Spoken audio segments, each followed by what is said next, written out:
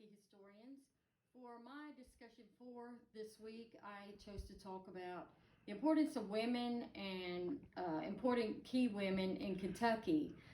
Women have always been important contributors to history, and if they weren't at the forefront, I guarantee that they were in the background influencing the men who were strong in politics. In the 1800s, it is true that Kentuckians, didn't know any different. Men had always been the head of the households and controlled politics. And that was just the way things were. Women were homemakers. They raised their children and were what they called helpmeets to their husbands.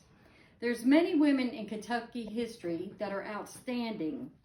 In 1838, women could vote in some elections if it had to do with the school or the children that were attending school.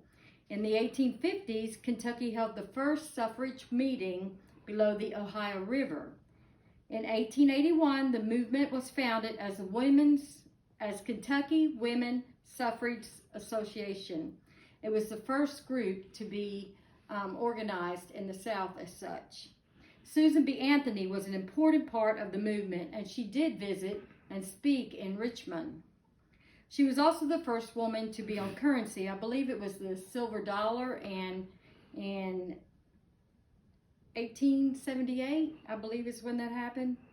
She also cut her hair, rebelled against the strictness of the women's dress, and she led a successful campaign to allow women to enter a university.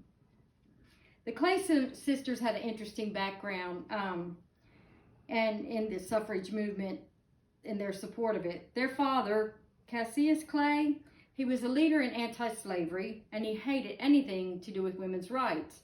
Well, he divorced their mother, and when he was to remarry, they realized that his new wife was going to inherit all his richness and his inheritance, and they were very angry about this. And they got very involved in women's rights and having women be equal to men.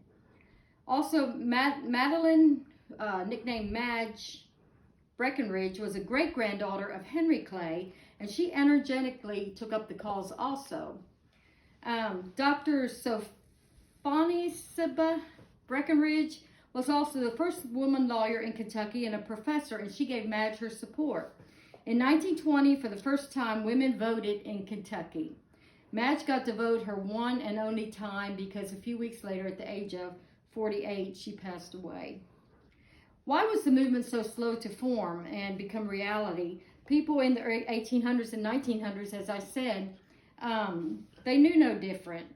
I think it ironic that nowadays there are more women voters than men.